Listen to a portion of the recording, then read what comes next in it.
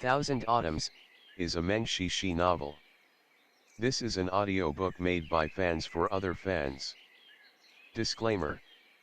The main couple of the story is made up of two men. If you don't like it, don't listen. Thank you. Remember, subscribe and click the bell to stay updated on all the new releases. Enjoy. Extra number 2. Shen Qiao did intend to return to Chang'an. After all, Yuan Ying was still in Chang'an helping him oversee Xuanduguan's construction. The other lacked experience. He couldn't just leave him there alone too long. Once construction was complete, the Sui court would provide an imperial edict. Perhaps the emperor would request an audience. When the time comes, he'd have to make an appearance as the Zhang Qiao. If it was left to the inflexible Yuan Ying to face the emperor, Shen Qiao didn't need to imagine to know it would not go well. Shen Qiao, arriving at this point in his musings, went to find Yu Shenzhen. He was ready to bid him farewell, but who knew that for 2 days in a row, Yu Shenzhen either departed early or returned late. He was unable to catch him. On the third day, Shen Qiao finally blocked his way at the door. Yu Shenzhen laughed.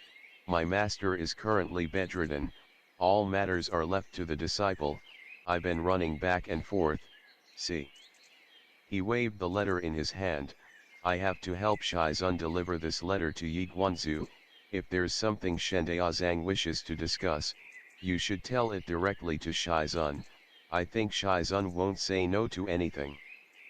Shen Qiao stopped him, coughed quietly. "Really, there's no need to seek him. I just want to say goodbye. It's the same if I say it to you." Yu Shenzhen, earnestly, "Shen Daozang, your connection to my Shizun isn't a simple one. If Shizun knew you bid farewell to me alone, he would probably be angry with me. If you plan to leave, why not say it to Shizun? This will save me from being stuck in the middle." It was because Shen Qiao didn't want to seek out Yan Wushi that he sought out Yu Shenzhen. Truthfully, in his heart, he didn't know how to face Yan Wushi, so could only choose this method of evasion. Yu Shenzhen was about to say something, but just then someone rushed out, whispered something into his ear. Yu Shenzhen's expression changed drastically, his voice trembled. "How can this be? He was fine this morning." Shen Qiao heard it clearly. He snapped to attention at once. "What's happened?" Yu Shenzhen forcefully regained his composure, in a complete reversal of his previous plea. "Nothing, I have something to do, apologies for leaving first." Saying this, he turned around and rushed off with the attendant, not giving Shen Qiao any chance to react. Shen Qiao stood where he was. The more he thought about it, the more he thought it had something to do with Yan Wushi. The more he thought, the more he worried. Finally he turned his steps in the direction of Yan Wushi's room. Before he had gotten close to the room, he could already see people rushing in and out. Some were carrying basins of hot water, some had gathered bunches of clothing to be washed. Shen Qiao's keen eyes picked up on the blood on the clothing. His heart missed a beat. Tossing aside all of his reservations, he barged into the room. Past the screen was the bedroom. On the bed lay a person. It was Yan Wushi without a doubt. The other's eyes were shut tight, his complexion pale. It was no different than how he had appeared that day coming down Banbu Peak. In that moment, Shen Qiao's heart almost stopped. He rushed forward, intending to grab the other's wrist to examine his meridians carefully. Yan Wushi in the same moment slowly opened his eyes. "Weren't you leaving? Why are you still here?" His tone was cold, it had none of the earlier playfulness, even his gaze was like a cold spring, deep and unfathomable. Shen Qiao froze. Words of parting stuck in his throat, and he couldn't spit out a single one. Yan Wushi closed his eyes again, blandly. "I'm fine, if you want to go then go." Whatever he wanted to do, whatever goal he wanted to accomplish, he could use any means. Shen Qiao had known him a long time and understood him enough, but now seeing this completely reversal in attitude, uncharacteristically distant manner, he didn't feel any relief at all, only an indescribable awkwardness. Shen Qiao gathered himself. I will save a person the entire way, since I carried you down from Banbu Peak. I will wait until you are completely healed before departing. He had thought he was out of the worst of it. He hadn't expected this turn at all. It made Shen Qiao worry again. But Yan Wushi was unwilling to let him examine his meridians. Thank you Shen Qiao, you've gone to your limits saving this venerable one many times. This venerable one will remember it well, but there's no shortage of skilled doctors in Huanyu sect. There's no need to trouble Shen Qiao personally any longer. He pulled his hand back into the blankets, closed his eyes, feigning sleep. Yu Shenjun stood at the side. Perhaps he couldn't bear to see Shen Qiao's dazed expression. He spoke up, Shen Daozang. Shen Qiao came back to his senses, asked him, just now I saw there was blood on the clothing, what happened? Yu Shenjun, embarrassed, it was me peeling fruit, I accidentally cut my hand.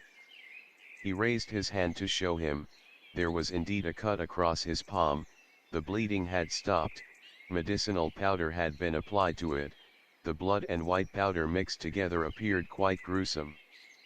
But Shen Qiao had seen all manners of gruesome wounds, this one was not even worth a mention.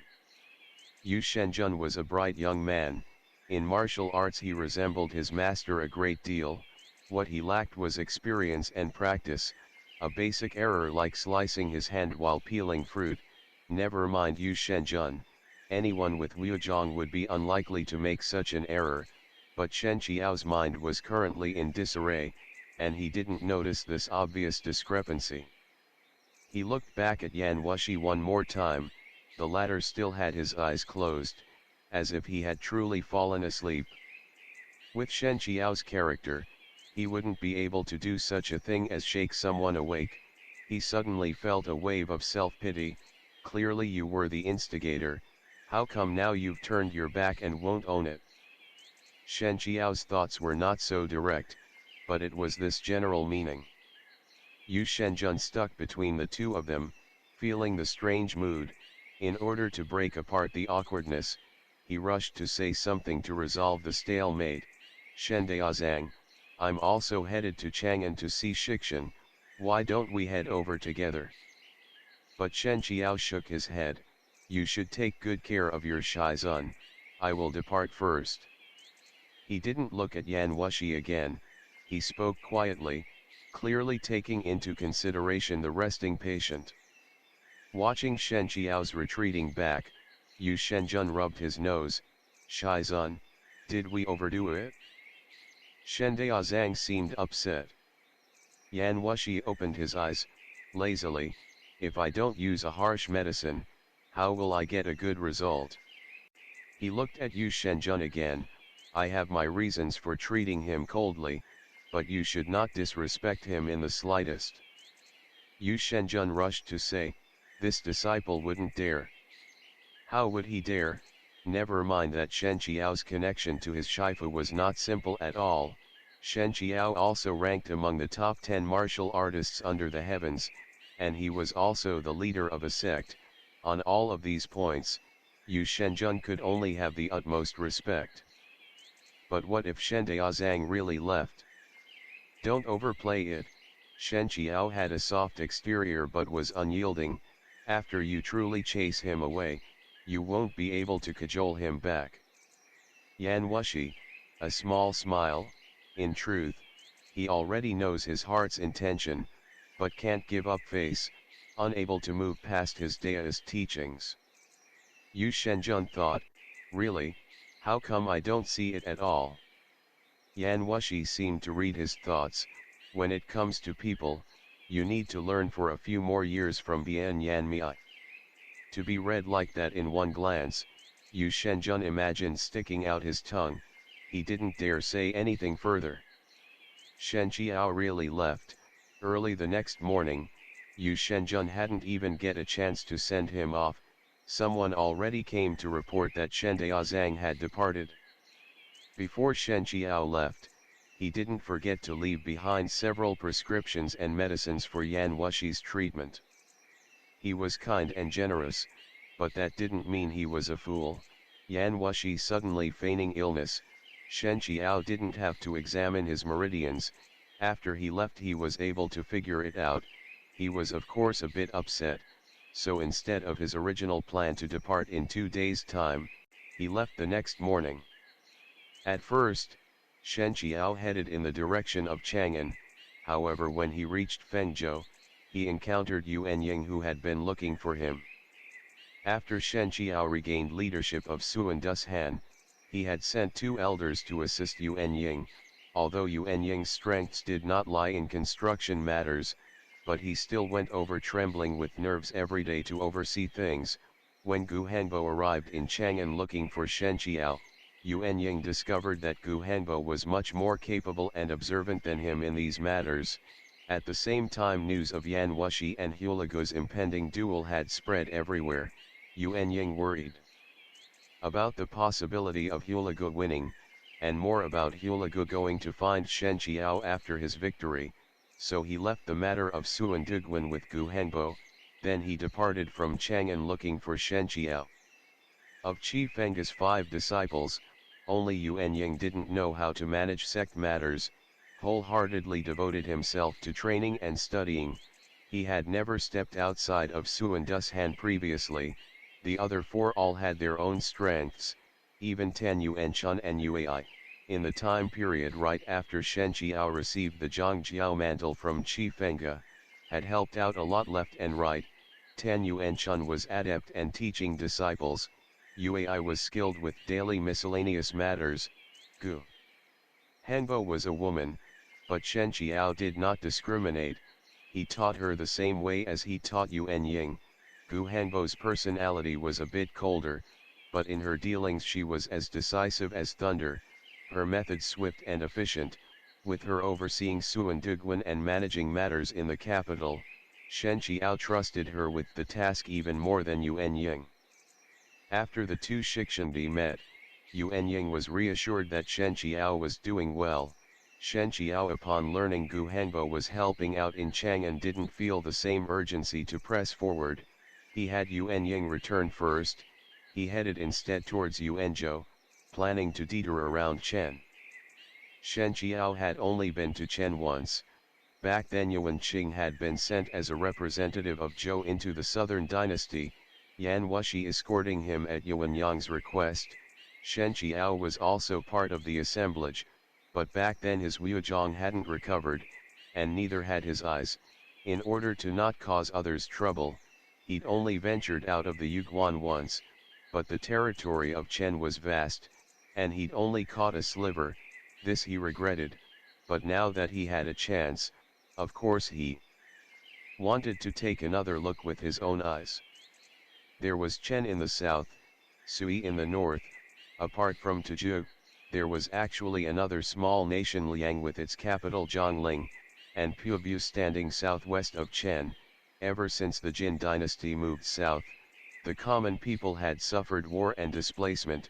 Everyone wished to see a unified north and south, a stable central plains, a sovereign who could bring stability and peace to their days, but they'd held this wish for several hundred years, only for the Wuhu rebellion to arrive. Then a new dynasty arrived in the south, Song followed by Chen, in the north two Sui following Zhou, but the day they hoped for still had not come. No one knew when the sovereign might arrive, or between Chen and Sui, who was more likely to unify the territories, or if in the end it would be Tuzhou who would gain the advantage. In a chaotic world there were too many variables, the question of destiny to knit the world together. For now there was no scholar who could guarantee on their life the answer, even Yan Wushi couldn't, before he thought it would be Yuan Yang, but useless offspring, a careless generation, and the banners changed easily. Yang Jian in the northern dynasty had the makings of a sovereign, but the nobles in the south looked down on him, someone who used to be a subject of a Xianbei emperor. Even his surname was a Xianbei surname, but now that he was emperor, he had immediately thrown on a Han surname, complicating his origins, linking his ancestors to prominent clans of the Central Plains. They considered this shameless behavior. This type of person, how could he unify the world? The Ru sects saw themselves as orthodox, and Linchuang Xiugong, this prominent of a Ru sect situated in the southern dynasty, naturally considered the emperor of Chen's rule as orthodox, and that he would be the sovereign that would stabilize the configuration of the world. So far, the Chen emperor was methodical in his safeguarding of the work of his predecessors. His politics was mostly clear-headed. Certainly he had promise. The reason Shen Qiao supported Yang Jian was not entirely because he believed Yan Wushi's words. He had really seen Yang Jian's intelligence and strength. To lead a nation required not only intelligence, but also tolerance. Yang Jian had all of these traits. For Shen Qiao, he hadn't seen enough, so he decided to take a detour around Chen. He could travel at ease and at the same time personally experience Chen's landscapes and peoples. It would be 100 times better than relying on rumors. On the road to Jiankang, Shen Qiao met a family that was preparing to leave Zhangzhou to seek relatives in Jiankang. This Li family was very rich. For their journey they had hired bodyguards. Meeting Shen Qiao and learning that he was headed similarly to Jiankang, they invited him to join them. Zhangzhou currently was part of Sui. From Zhangzhou to Jiankang would mean crossing from the northern into the southern dynasty. Although travel between the two was not prohibited, the nations were keen on establishing their borders. Many bandits had taken the opportunity to set up in the neglected inter-regions. Travelers were easy targets, so most traveled in large groups. The matriarch of the Li family was a widow. She intended to bring her daughter to Jiankang to seek refuge with her family. For their journey, they had brought along their servants, and recruited bodyguards, but still didn't feel quite safe, and Shen Qiao had such an easy-to-approach appearance, and on his back he carried a long sword, so his skills couldn't be too shabby. In this day and age on a journey, one more person was one more source of strength. Shen Qiao pitied the mother-daughter pair. They were definitely headed the same way, so he accepted their invitation. He rode a horse alongside the bodyguards. The security organization had sent out 4 bodyguards. The lead bodyguard was surnamed Lu.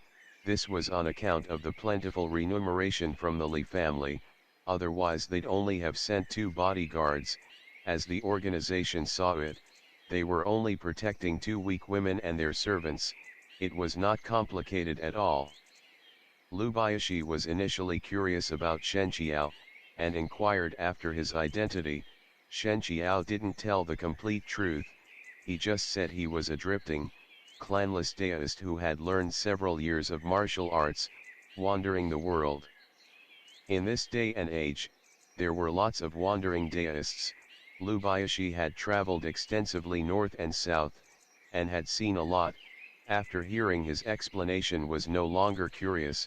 Instead he felt Shen Qiao might use his appearance to seduce the Li daughter, thereby gaining a hefty fortune, or perhaps he coveted the beauty of the daughter, and had other intentions. It was not his fault he thought this way. The Li daughter was in her early teens, blooming her first interest in romance. Towards Shen Qiao, this kind of celestial Daoist, she had no immunity.